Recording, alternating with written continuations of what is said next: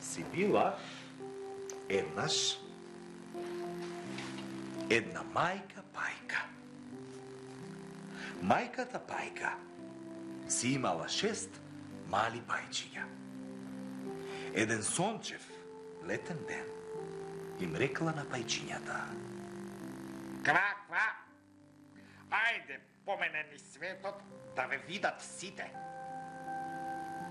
И така стигнале во еден двор.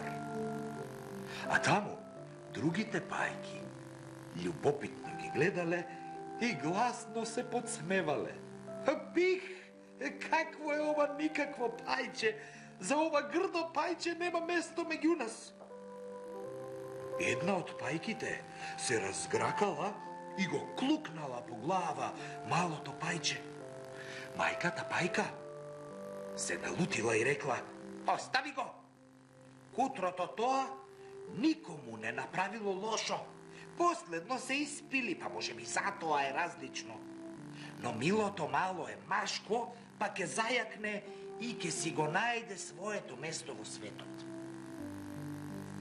Но другите пајки и кокошки продолжиле да го клукаат и да го задеваат грдото пајче, па тоа плачејки побегнало. Леле, па каде отишло и што правило самичко без мајка му? Кутрото пиленце цело лето одело од двор во двор, од мочуриште во мочуриште, преку полиња и ливади. Многу сакало да плива и да нурка со главата. Но сите што го гледале поради грдотијата не го поднесувале и не сакале да го дружат. А кога дошла есента, кога времето застудело, една вечер од грмушките излетало јато прекрасни големи птици. Биле побели од снег, со долги, тенки вратови. Тоа биле лебеди. Ги расшириле преубавите крилја и одлетале кон топлите предели, таму каде што не замрзнувале езерата. А пајчето, што направило тогаш грдото пајче?